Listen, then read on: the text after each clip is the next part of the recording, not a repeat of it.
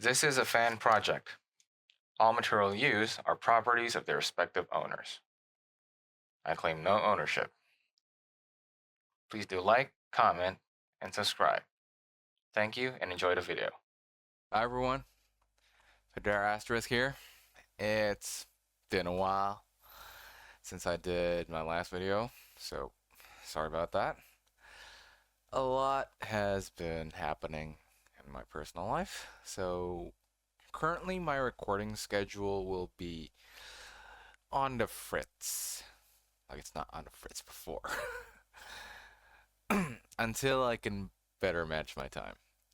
So yeah, that's the most I can say for now.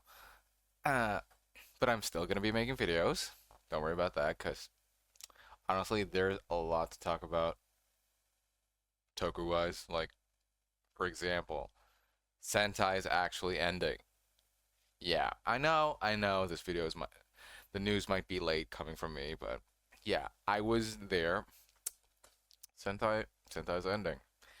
Can't believe it, actually. Yeah, but understandable.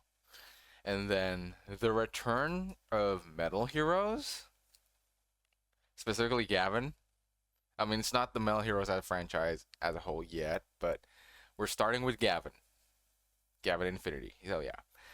Yeah, I'm gonna talk about that later. PressCon soon though. Yeah, I'm gonna take notes. And hopefully I have time to make a video about that. And everything that's been going on with Kamen Rider. But for now, let's focus specifically on Rider, okay?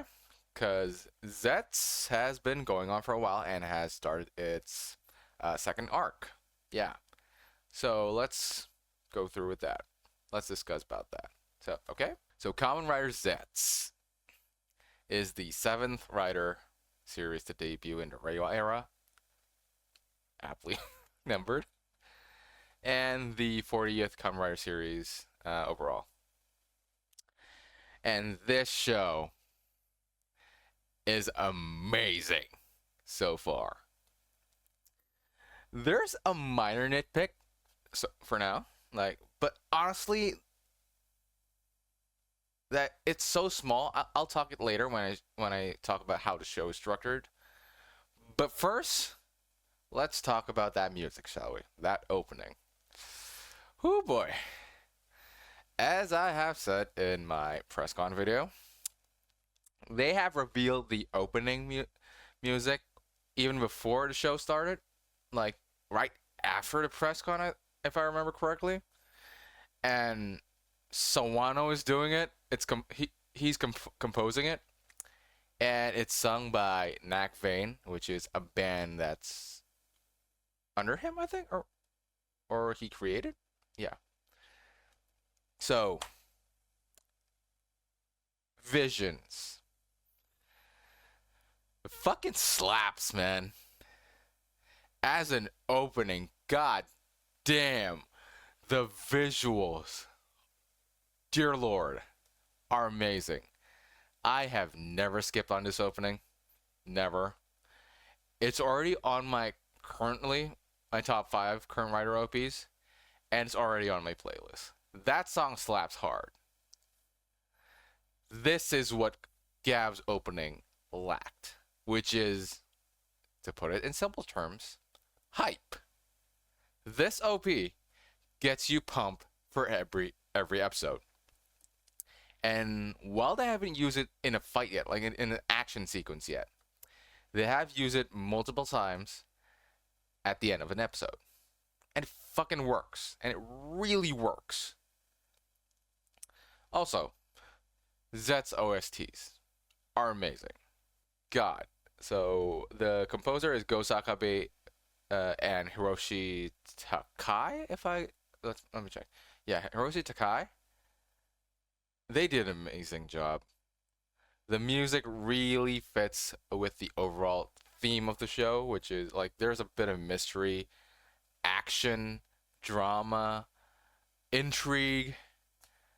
It's very much a spy action music, very kind of James Bond-esque, and I'm here for it. Also, there's an insert theme that they use mostly during the fight scenes. It's like, let me just check. It's Move It, Take It, I think. Yeah. It's done by Tita from Back On. And it's also amazing. It's very rap heavy and strangely fits with this show. So let's move on to the show itself. Because honestly, I have a lot of good things to say about the show. So, Yuya Takahashi, the man is back, and he is cooking again, people. The man is cooking again. So first off, I'm going to talk about how this show is structured, because it's a bit different. Kinda. Starting with the first 3 episodes of the show is essentially its prologue, or a pilot. It's a 3-parter. It's not like a first episode premiere. Like, yes, it's a premiere, but you get the full picture after 3 episodes. That doesn't mean that Zeztz only started going, like, the momentum started going after the 3rd episode. No, don't get me wrong. The first episode immediately hooks you. Immediately hooks me. And it feels like a good opener. The first episode, like, sets up our main character, Baku, or Agent Code Agent number 7, yeah. And how he got his power, how he became Zeztz. The 2nd and 3rd episode sets up the threat and the stakes that the Nightmare poses, the monster of the show. Because in a move that Rider actually never done this in a way. Yeah, as far as I can remember, Rider haven't done this. Because Baku actually failed in episode 3. He failed stopping the monster in a dream, and he came outside. And he has to stop it from escalating. And that is actually the worst case scenario. He let a worst case scenario happen in this case. Like, from a Yu Takahashi show standpoint, let's say X8. You beat a monster in his level 1 and then turns into level 2 to prevent the victim from technically being taken over. Baku fails at that at the first go. It gives us a taste of what one Nightmare is capable of when gets like to wreak havoc in our real world. Episode 2 is more like the world building of how the dream world actually works and how Baku can maneuver through it, because this is what the first 3 episodes got extremely right. The dream world is so trippy, is so non-linear in the best way possible. Like, it makes sense because it's a dream. And there's like subtlety in it. How I mean by that is how the audience gets informed without explanation. They show, not tell, how we're in a dream. The most subtle thing I can think of is how Baku talks. In the dream world, when he's Agent 7, when he's in the dream, Baku is very capable of speaking English very well. He speaks with an English or American or British inflection, a Western inflection, how he talks. And it shows, especially in his like pre-henshin catchphrase he has. Before every henshin he says the mission in English, and then he says I'm on it before henshining. In episode 3, he has to deal with the nightmares outside in the real world. And there's a scene before that. It's quite a funny scene where Baku is taking a call from Zero. I forgot if it's second or third episode. Where Zero calls him, and Baku picks up, and Zero talks to him in English, and Baku just says, "I'm sorry. I can't speak English that well in the real when I'm awake, when I'm in the real world."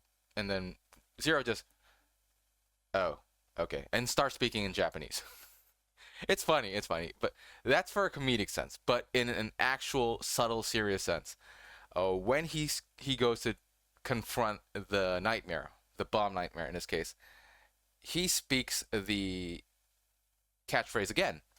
But this time, because he's in the real world, he speaks with it with a more Japanese inflection. So before, in a dream, he says, "I'm on it." But in the real world, he says, "I'm on it."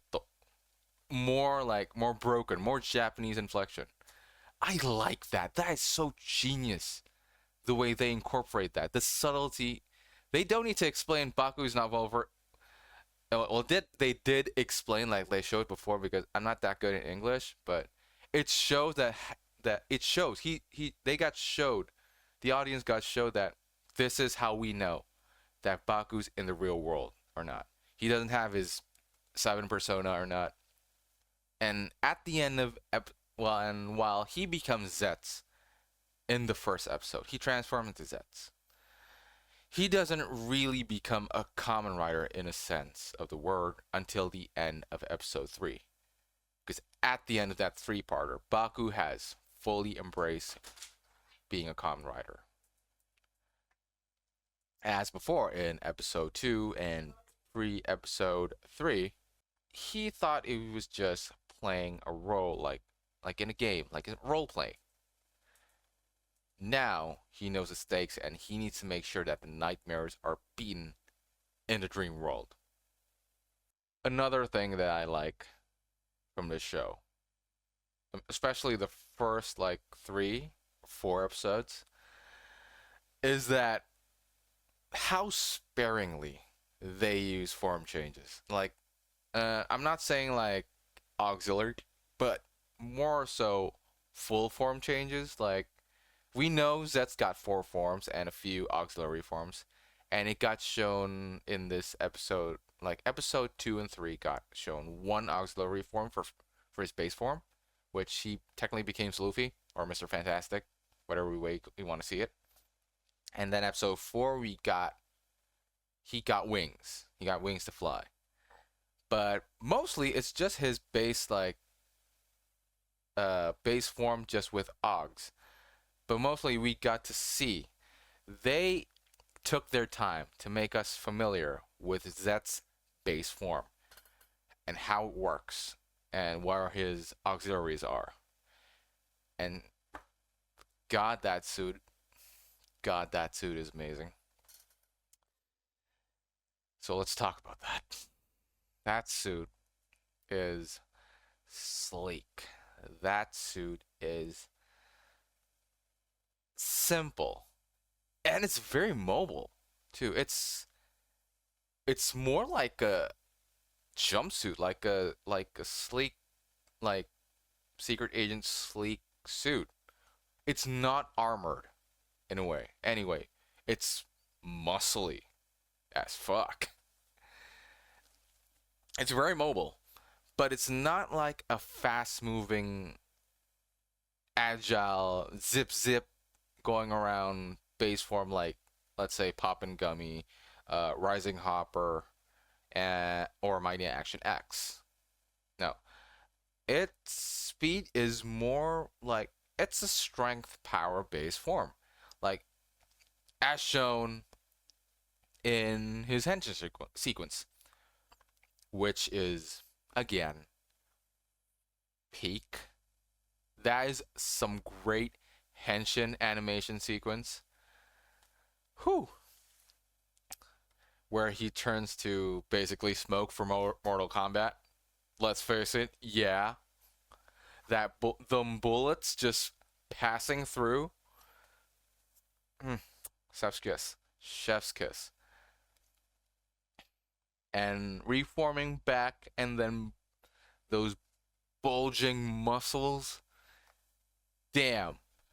Physicum Impact as a base form is basically a muscle suit, plain as it is a muscle form, plain and simple. It hits hard, lets you jump and leap far, and every time you use it, like his power, it just grows big. Not just the veins in his arm, in his leg, just it got veined, it got roided up a bit, and then bam. I love that.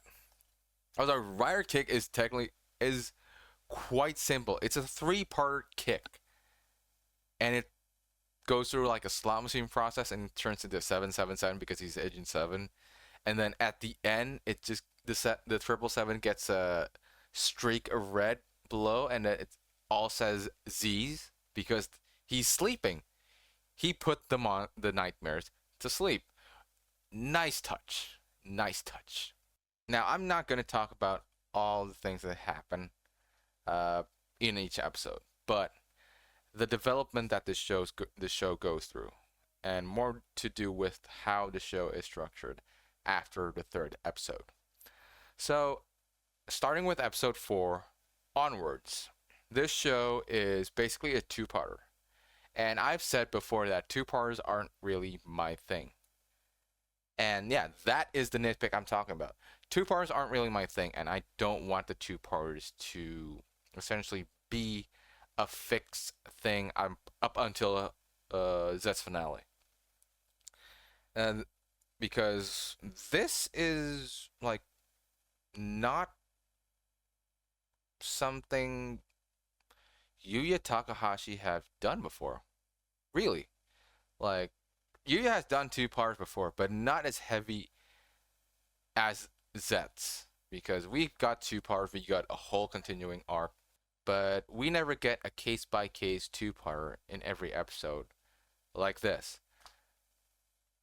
The strange thing is, it still works. Like, this might be the best implementation of a 2-parter in a show that I've seen in Kamen Rider so far. Like other Rider shows, especially like early Neo Heisei up till what? Pre-Gaim. Yeah. From Double to Wizard is very Monster of the Week 2-parter. Especially Wizard. And Double, yeah. For most part, it's very 2-parter heavy. And it's a case-by-case basis. Sometimes it's very Monster of the Week, but sometimes it builds up on the overarching mystery. It works sometimes and it doesn't. For Zeztz, strangely, it works because each gives us a tiny crumb of clue on what is actually happening. Like, for instance, because Baku failed in episode 3 for preventing Fujimi's, I'm just going to say Molder in this case, which I'll get to the characters, which prevents Molder from having a bad dream. He let the nightmare took over his body, and so the nightmare can wreak havoc in the real world. Now, when that nightmare is unleashed, it summoned a lot of like violet purple butterflies. Yeah. And we see our villain for now, let's face it, Nox. At first I thought he was controlling them, but later we figure out he's not. Yeah, he's like, okay, finally the bad dreams are unleashed, and the little butterflies start latching onto people. So that's where Baku fails. He actually exacerbated a situation. So yeah, because of that. And after that, it's a case by case, but we figure out hints, bits, and clues on how Nox operates, on who Nemu is, which ties everything with what the dreamscape is, and how the nightmares are created, and who is possibly controlling them, and what the hell is code. It's still like there's still a lot of mystery, especially on those last on the Nemu code nightmare on. There's still a lot of mystery left to be unveiled. But strangely enough, the first mystery about on Nemu gets revealed pretty early, like in episode what 6, 7. I'm not gonna say the meme. Yeah, 6 and 7, where we got to see what Nemu's deal is. So she's probably not. She's probably alive. I'm just gonna say it. She's probably alive, just in a comatose state because Nox is in that state too, just in an IV. For Nemu's case, she might be just in a full-on coma / probably brain dead. But she can only exist in people's dream for now. And her body is missing. Like, her body got nabbed in the real world and is currently under the possession of the lady, which I'll talk about her. She's still a mystery for now. So, okay. And how Nox operates, what is Nox's deal, is revealed.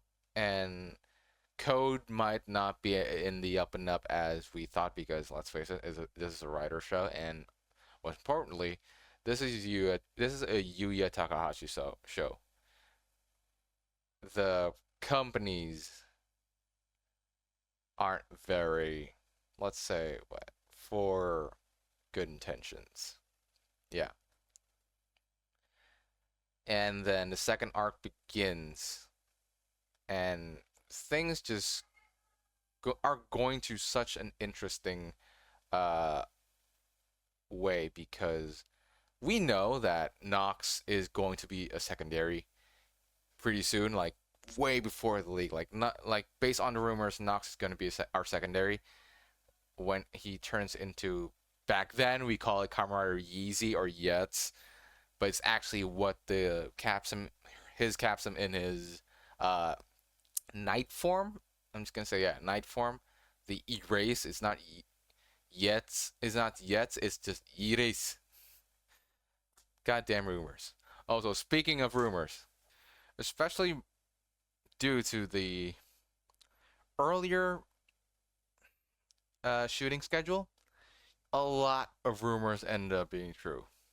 Like, we're getting the design of Nox as Nox Knight, which we thought it was AI because, let's face it, when Zeztz was teased, that teaser that Toei put up, we haven't had a clear image of Zeztz yet. We thought that shit was AI. And when Nox Knight form got revealed, we also thought that was AI, but that shit ended up being true. And then the leaks about Nox's rider form and the Lords, and the plasma form and the booster form. Dude, the rumor cycle has been on a streak lately because of that early schedule.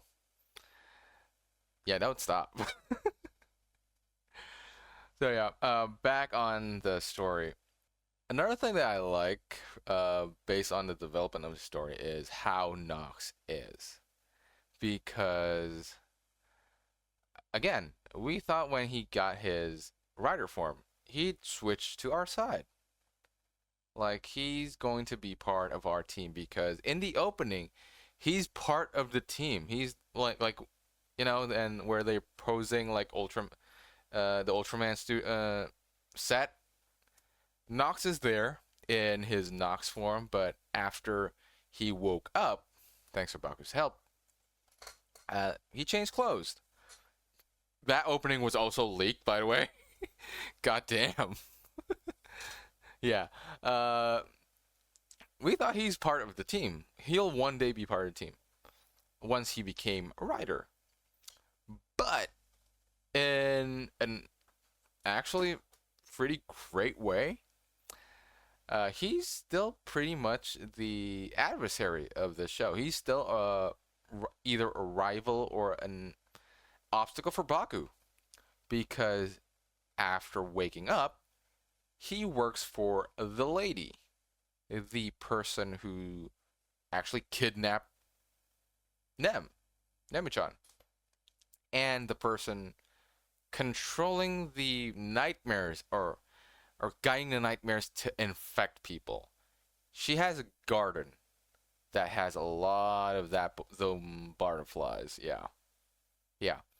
And the motivation of Nox, what I'll get to the characters and their forms, is understandable, but I can see, like, this is me trying to, like, speculate.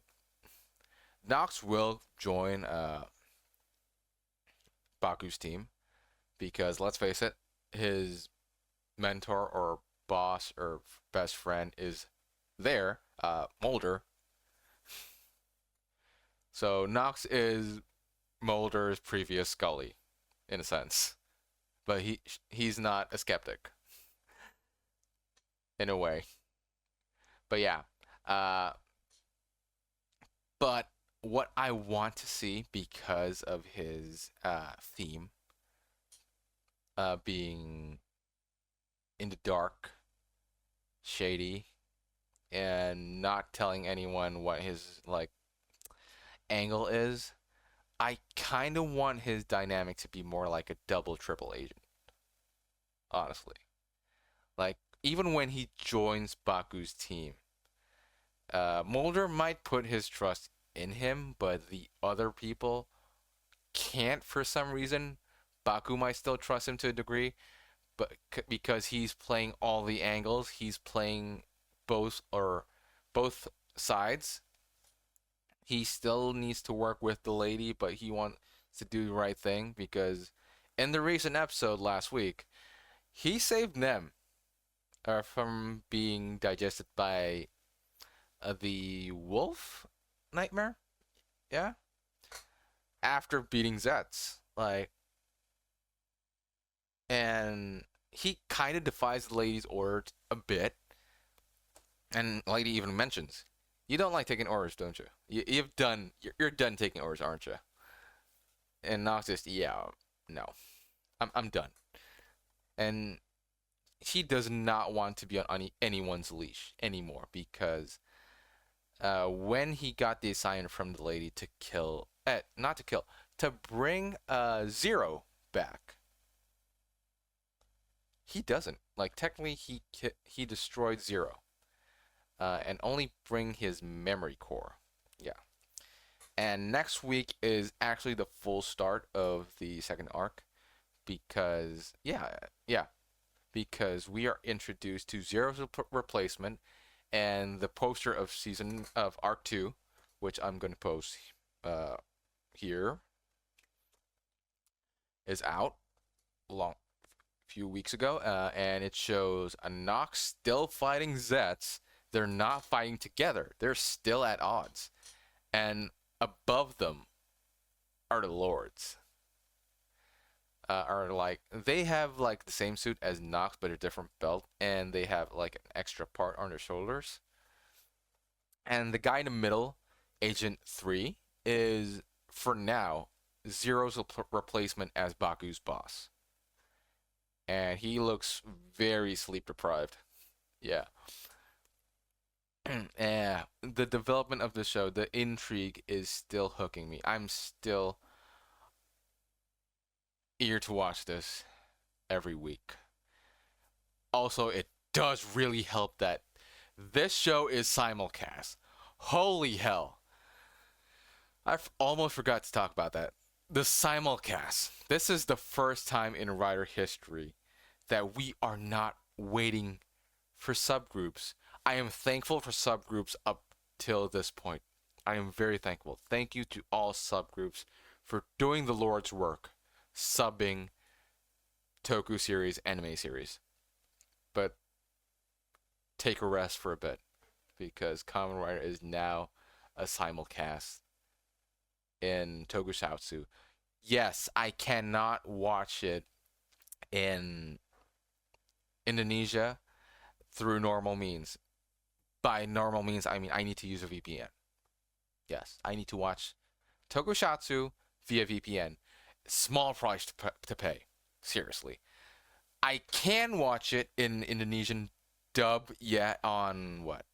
RTV or whatnot. I forgot the channel in Indonesia. But it's like a few weeks late. So this it's like 2 or 3 episodes behind, I think, or 4. Yeah, it's like a few weeks late, and I don't want that. I want my Kamen Rider now, on Sundays at 9:30 my time, 9:30 a.m. my time. Oh God, yeah, that really helps, and you can still watch and they archived it.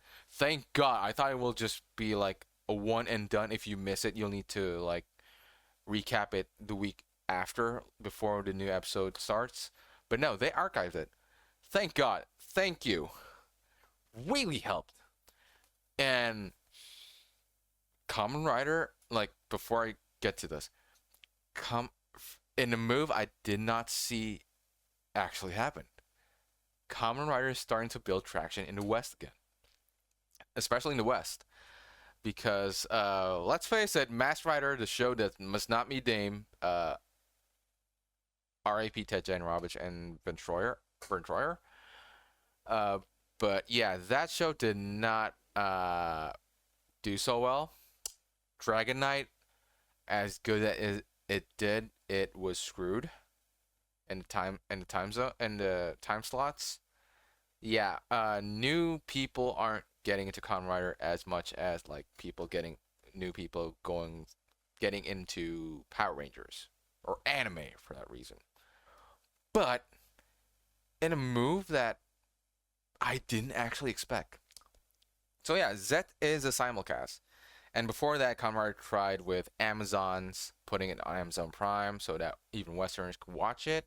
And then Black Sun, great show, but still is very niche in the West. In the East, goddamn, that show is popular. In the West, not a lot of people are watching, even like normal people, or let's say normies, yeah. But for some fucking weird reason, and I am very okay with it, Kamen Rider is getting traction. Zeztz, yes, is one thing, but the thing that gets people interested in Kamen Rider for some weird reason is an anime. It's not a rider show like Fudo PI though. It's more like Samurai Flamenco. If anyone watches that anime, it's basically Kick-Ass. It's basically Kick-Ass, but Kamen Rider.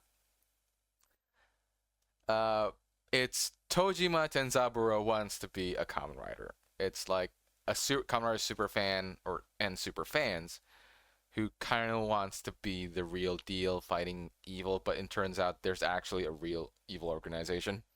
So yeah, like Samurai Flamenco, but really just Kamen Rider. And that show is actually great. It's still going, and season 2 is being made because how fucking popular it is. But because it's an anime, because it's in anime form, and that anime is also good too, it piqued the interest of a lot of people. Most notably, a few of the anime reactors that I watch.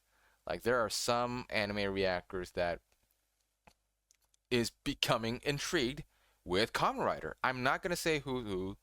I mean, you know from their content, they're showing Kamen Rider content now, like reaction to their history, their openings, the form changes. They're still not that much informed, but yeah, it's okay. It's fine. They're good. They're still new. Give them a break. Just inform them, keep them informed, show them what's good. Like recommend some nice good series, and they're gonna start watching Kamen Rider soon, and they're being intrigued to watch Kamen Rider. That is amazing. I love that. I get it's from an anime that's not actually a Kamen Rider show, but it's about Kamen Rider, and it fits. I'm gonna talk about Tenzaburo when I can, but yeah, the impact of that show is weird. It works, and I like it.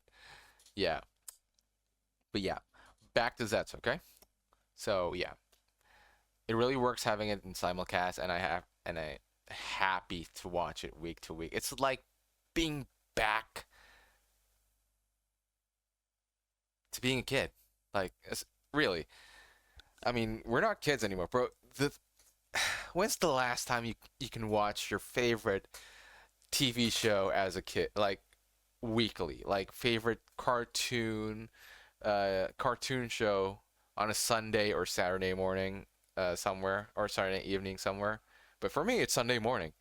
So yeah, every good cartoon show, like we have Rider every like week too. The oldies in weekdays, but it's around 5 or 4 p.m. But the good stuff, the good Rider shows are usually on weekends. The newer ones are on Sundays, mornings. And to people who know this, anyone who is Indonesian know this. Indosiar, RCTI, Sundays. Those were the slots Toku shows were usually on, and we watch those weekly. We watch like what? Winspector, Satria Baju Hitam, Kamen Rider Black, RX. We watch Kuga, Agito, Ryuki, Fies. Yeah, and a lot of Sentai. We watch them week to week, and this just feels it feels back to being kid. The enjoyment of watching those, and then because of its modern times, its modern technology, we can just rewind it again, rewind it again. The magic of technology. But yeah, let's get back to that form and characters and their forms. Let's start Baku. Start Baku. Yorozu Baku, Agent Code number 7. Yeah, he's a cool guy. Like in the dream, he's a cool guy in the dream. Outside though, he's a better Ryotaro. He's not timid. He's just like fucking unlucky. To a nasty degree. Might be worse than Ryotaro because yeah, Ryotaro has some bad lucks, but sometimes it's done to a comic degree. And here it does too in some cases, but there are moments where in his history, his bad luck nearly got him killed. Like he got struck by lightning as a kid.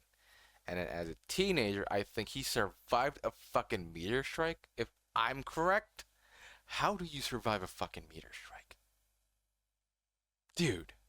And he's currently jobless because of that luck. And that made him to like, I just want to sleep and dream and be cool in my dreams. Yeah, that's not going to work. So he's still looking for a job because his sister is actually the breadwinner of their family. I don't know where his parents are right now. Probably it's Ryder, so think of the worst. So yeah, as an agent, his experience grew. Like he can play a cool, suave agent, but he lacked initially in the technical aspects, the investigation aspects of being an agent. And that's why he actually failed in his first mission. He figured it out. He actually didn't figure it out. He didn't figure out that Fujimi Mulder was actually the dreamer, and he failed to stop that. So it's good that he technically needs a support team to help him, to help his investigations. Yeah, and it makes sense. Also, he can use his Capsule outsider suit too, which is cool. And yeah, I like his also his agent drip, his base agent drip. I like it. Like the white shirt, the suspender holster thingy. Yeah, the black pants, the dress shoes. Good. And the chains in his hair, his hairstyle in the real world is very like normal, mundane. And when he's an agent, it's very styled and has a like a mini cowlick in the back. He can don many disguises. He can play the role well, but he's very mission focused. And after episode 3, he knows the stakes and he needs to find them. He's sometimes still prone to self doubt, but he has the determination and the courage to power through them so far. Especially when he gets his end of the year power up, which I'll talk about a bit later. So yeah, let's talk about his belt, which is yeah, his belt. The Zeztz driver is not technically a belt. It's a sash belt that you put on your chest, across your chest, like a sling bag, instead of the waist. I like it. It's more like it's different, but it works. And it's so cool that when he first puts it on, he was about to die in the dream world, and it restarts his heart like a pacemaker. Like at first, I thought, oh, okay, he's gonna be attached to that belt every time in the real world. No, he can take that off. Good. That belt is cool. I want it, but yeah, I'm broke, so I can't. And then when he turns into his rider form, Physicum Impact. As I said, great suit, great abilities. It's basic in the best way possible. And he has a sidearm weapon, the Braycom Zetzer, which has 4 modes: sword, gun, axe, and scythe for each of his forms. But he can use them in any forms, but each form has like better usage in the full form, in the respective form. He can use like gun in Physicum, but it doesn't work as good, I think. Yeah. So, moving on from Physicum, we got his Augs, which is like transform and wing. As the name implies, transform turns him into like Luffy or Mr. Fantastic, and wing gives him wings to fly. Very simple and to the point. And at one point, he actually did his Starfinger while in transform. That gave me a laugh. He legit gave the enemy the bomb nightmare, the Starfinger, like like zigzagging, and then stabbing it from the back to disable the cords on the monster's heart so he doesn't explode. That was amazing. And then we move on to his second form, Technolom Stream. This form is kind of almost OP in a sense that he can control air. Or, yeah, he can control air. He's basically an airbender in this form. He controlled currents. He rode an airplane and used the currents to steer it to prevent it from crash landing, to safely land it. Damn.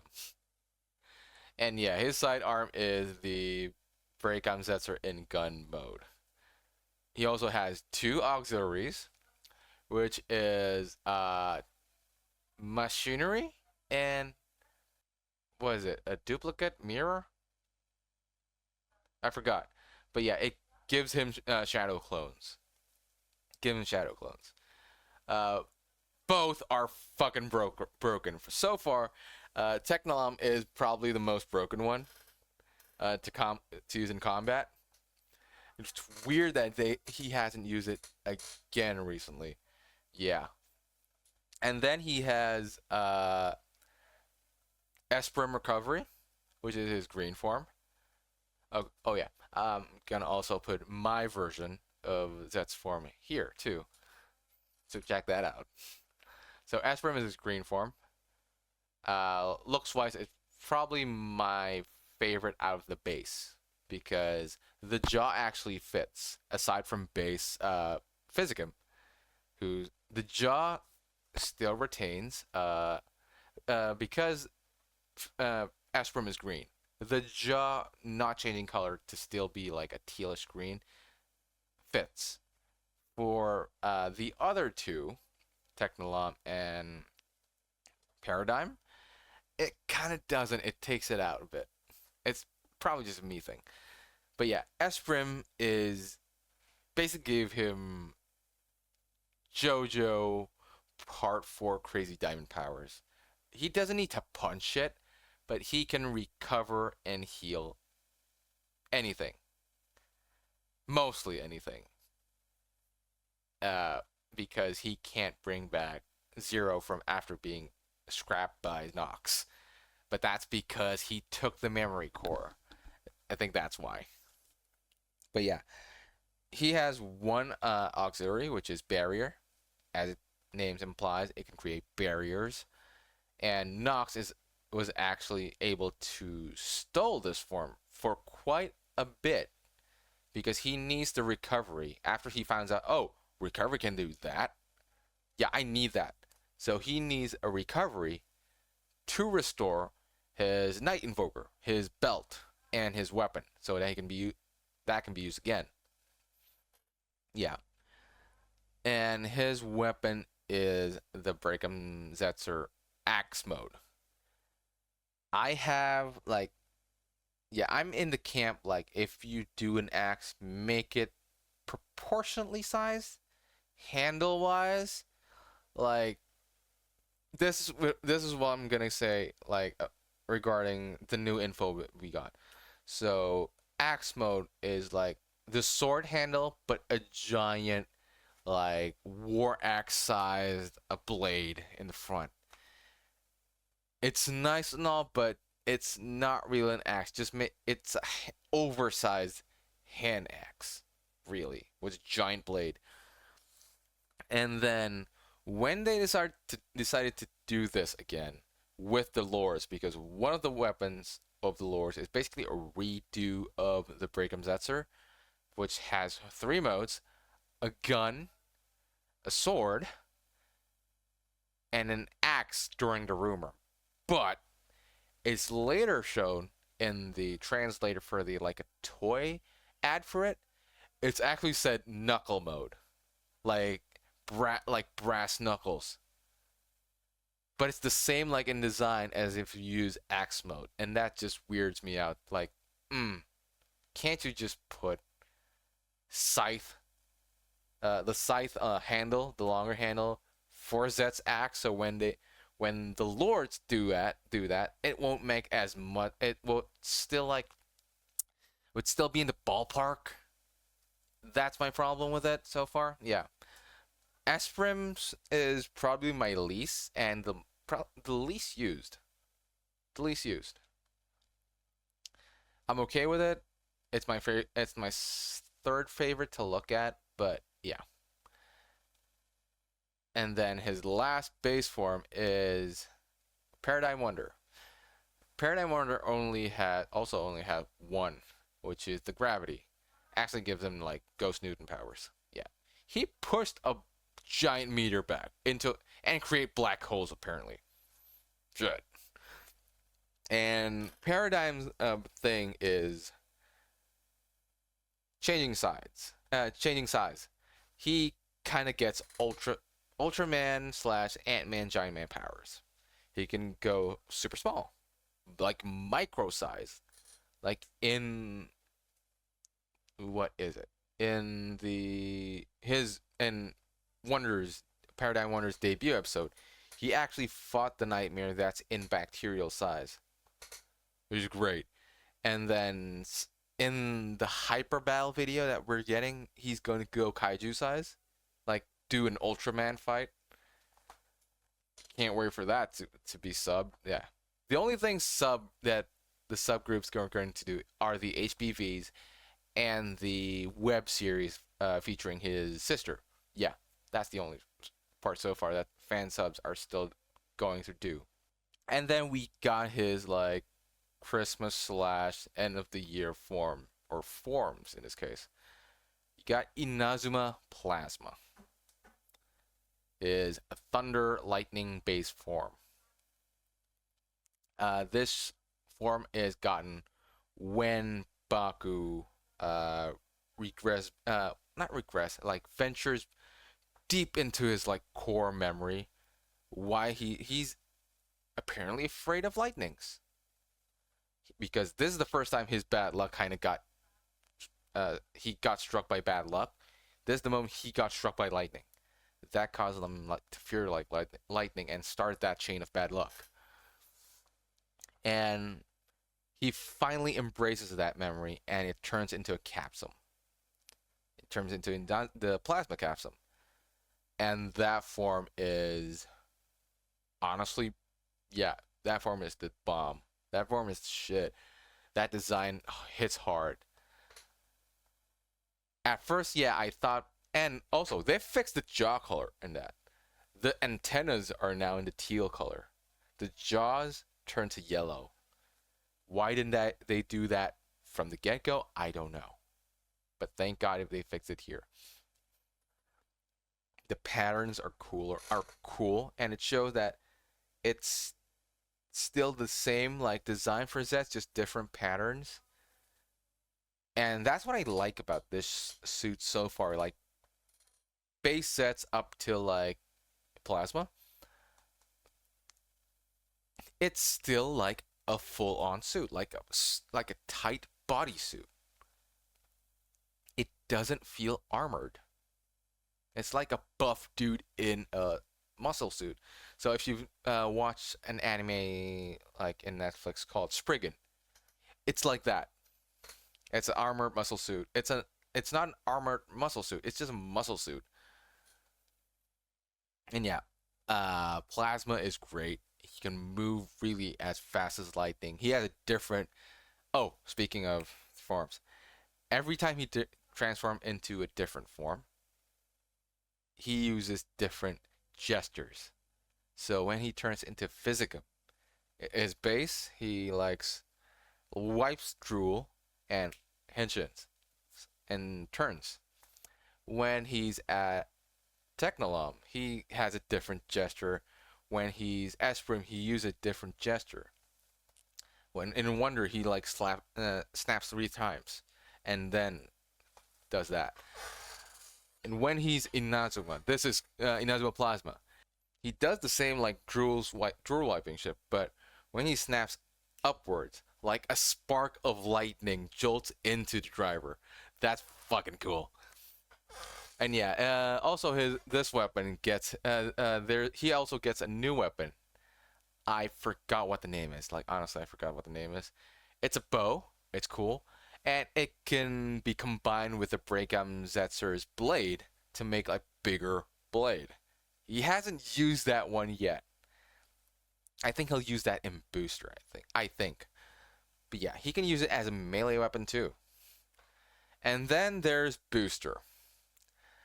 Booster is the like augmented version of Plasma, because for some reason I don't know, it hasn't been like specified on why. Plasma, Baku can't maintain Plasma for that long, and he needs booster to stabilize it, kinda.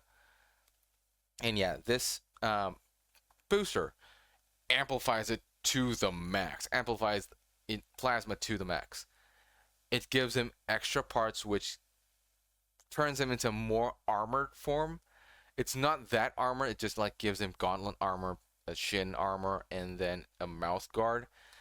Personally, not my favorite. You could have turned it into more subtle attachments.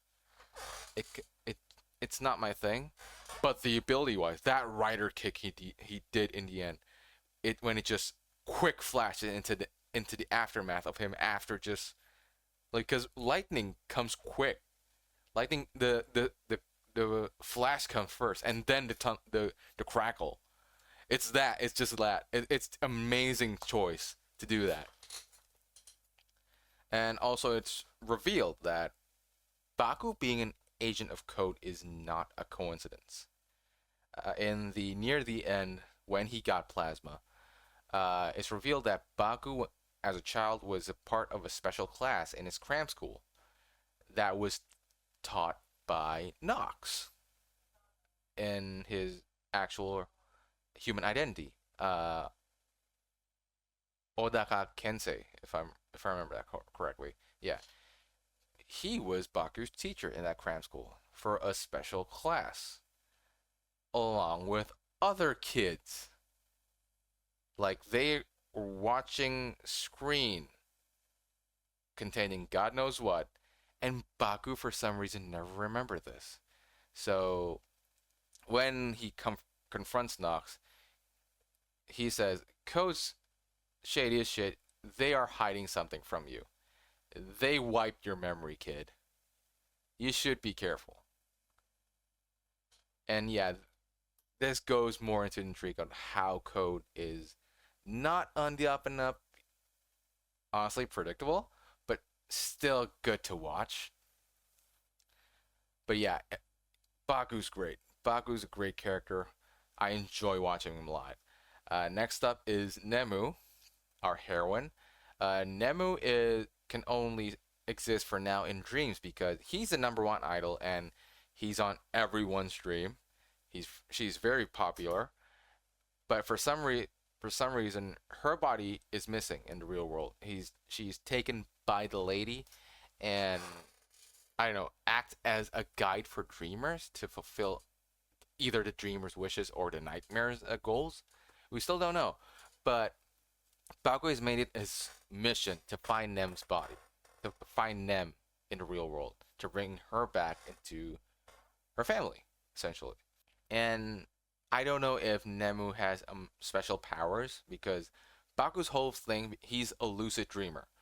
I don't know if Nemu has the same abilities or has the ability to come in people's dream. That's her abilities. I don't know how, but yeah, she's very helpful. She's not a bad character. She's not annoying. She's helpful. She will help if she can. She will play the role she's dealt with the best that she can do. And I like that. She's not honestly, not usually a damsel in distress. And if she's playing the role of a damsel, she will play the damsel. But if not, she's not going to play it. And then moving on to our team, essentially. But starting off with her Baku's sister, Minami Yorozu. Or Yorozu Minami. She is a great person. She's probably one of the best sister characters in Rider. She cares about Baku's well-being so much, to a comedic degree. She even says that the gods have abandoned you, my dear brother. And Baku just says, damn, that hurt. I'm your older brother, and that hurt. Damn. She's the breadwinner, and she works as at a talent agency. She is a talent manager, and she brings the money in. And at first, she does not know about Baku's job as an agent.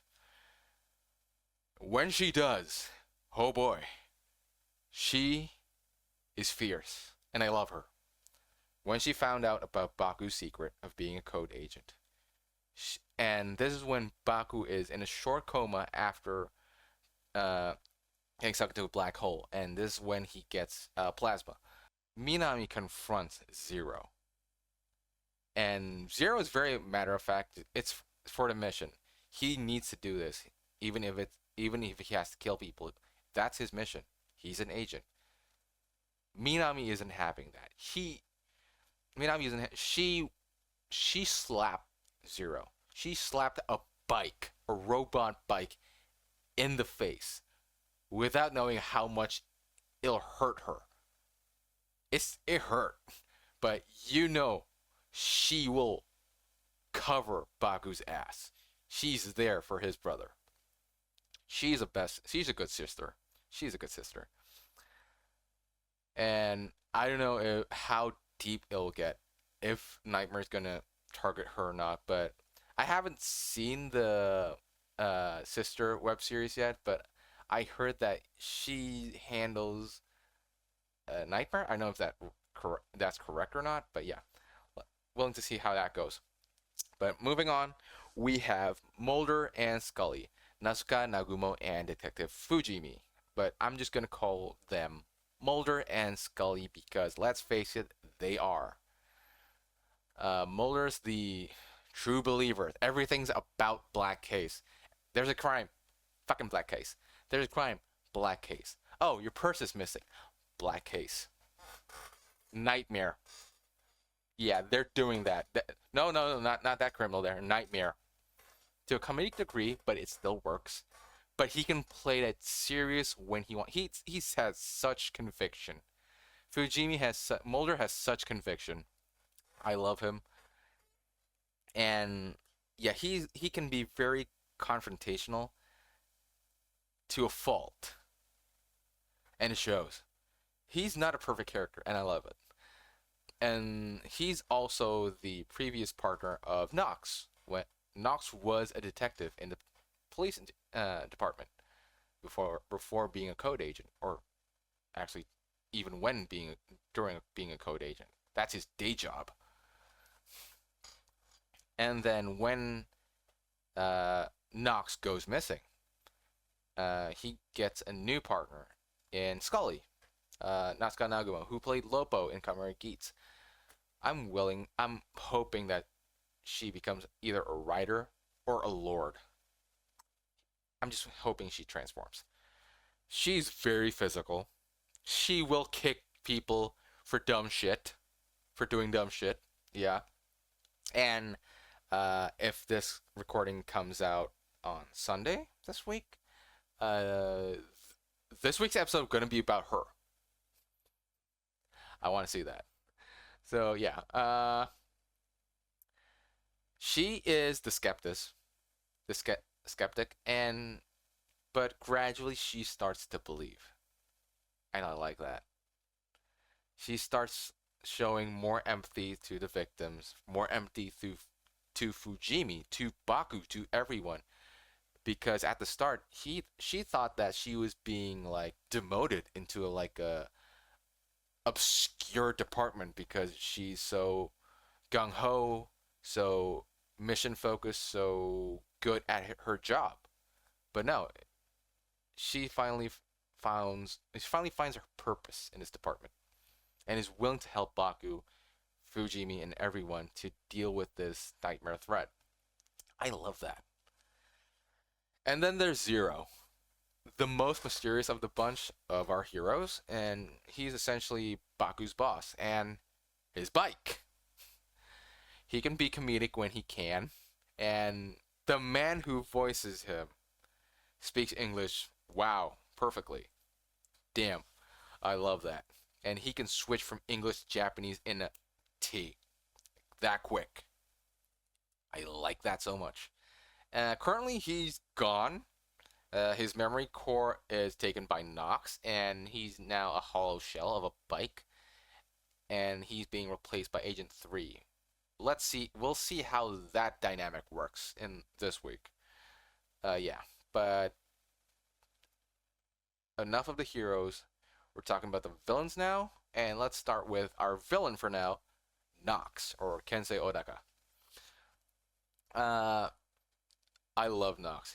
He's still mysterious as fuck. We still don't know what he's about. We do know he's a former code agent. He's code number 4. He's agent number 4. I like the thematics of it. Baku is about luck because he's number 7. And 4 is also an unlucky number, which is about death. And that kind of fits. I like that. So, because of Nox failing a mission, he actually got sacrificed by Zero in the dream world, and he's stuck there.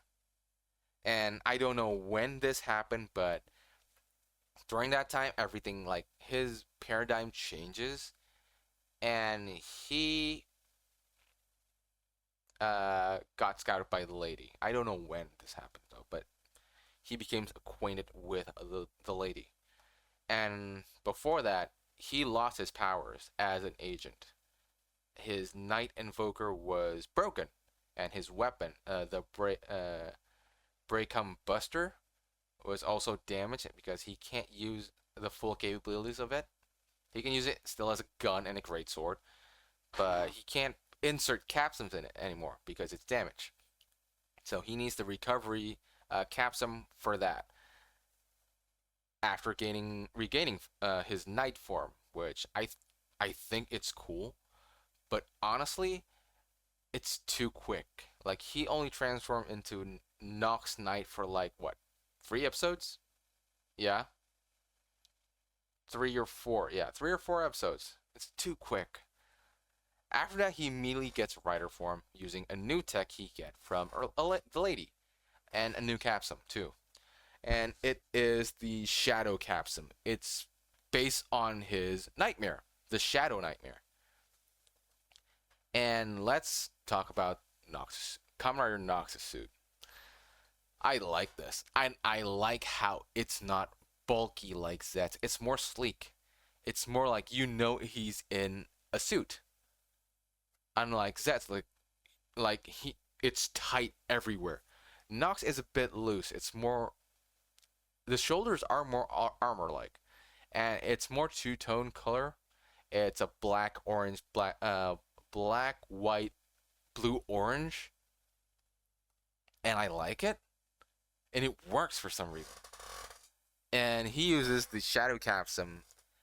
It's a different type of capsule that can split in 2. And as Kamen Rider Nox, he's essentially, let's face it, Noob Saibot. He's a Noob Saibot. Let's face it. Zeztz is Smoke, and Nox is Noob. Noob Smoke. Because Nox's ability deals with shadows. And I don't know if he can make shadow clones yet, but he summons shadows and pulls people in, goes into shadows, shadow teleports, everything that Noob Saibot can do. Yeah, this form is amazing. What I don't like so far, we haven't seen how this form works, the auxiliary works yet, but the auxiliary feels lacking, to say the least. He just gets a new sword and a gun, a sword arm and a gun arm. The thing is, he already has the Breakum Buster, and he still uses that in Nox form, in rider form. And in his debut as a rider, he can also summon shadow weapons. So why do you need auxiliary weapons when you already have that? And it changes one limb into weapon, so you can't. It's less dexterous. Yeah, that's my gripe about it for now. Hopefully that's it. But yeah, Nox is a great design. And then I don't know if the Lords are going to be villains or not. It seems like they are. We'll see. But they're basically like a repaint of Nox. One's in yellow, one's in red, and one's in aquamarine blue. One's a female. So and the rumor is one of them is a character we're going to meet this week, and it's Rita from King Oger. Rita's actress. So yeah, let's see where that goes. And then we have the most mysterious of the bunch, the lady, so who's now revealed to be the one that kidnapped Nem, and she has an ability. She can control the butterflies and also alter people's memory. We'll see how that unfolds as the story progresses. That's what we got so far with what I got so far with Zeztz. The show has been going on amazingly. I love it. Watching it weekly is such a joy. Kamen Rider is back. Strangely, every time it does that, it's Yuya Takahashi. Damn, that man can cook. Yeah, and Rider also has a lot of projects coming up, and I think at near the end of this there's going to be an announcement for a movie. Not Zeztz though. Zeztz does not have a Christmas movie in the works. Don't know about this one though. Yeah, and it's going to be sharing superhero time with Gavin after Go's User ends. Let's see how that works. It's kind of weird. So, Metal Hero ended for Kamen Rider to return. And now Metal Hero returned because Super Sentai ended. It's kind of like a full circle moment when you think about it. Damn. Yeah. So, oh, yeah. Forgot. That HSF of Kamen Rider Zeztz. Goddamn. I've seen the reviews. I've seen the toy of live. I have not purchased it because I'm broke as fuck currently. But goddamn, I want it. Damn. Yeah, and apparently this week, Kamen Rider the store and Tamashii Nations is opening up a pop-up store in Indonesia, but it's so far away from where I'm at. I'm at the south. It's at the north part of town. It's like end to end. If I'm not broke, it's still a struggle to get there, but I'm broke, so it's a dilemma. So yeah, I guess that's all I can say for now for Zeztz. This show has been going great for now, and there's a lot of leaked possible images for his super form. Like, yeah, mid-season, or no, not mid-season, like pre-mid-season power up, like a Boost Mark II type situation. Yeah, it's amazing. This show has been going on amazing. It's great. I love it. It's joy to watch every week. Kamen Rider's back. I don't know what can I say more. This show is just amazing. So yeah, I guess that's it. Thank you for watching. Please follow me on all the things. Please follow me on all the things. Mouth is dry. Please do like, comment, and subscribe. Every little bit helps. So yeah, stay tuned. See you later. Thank you for watching. Again, I am Padura Asterisk, and I am signing off. Bye.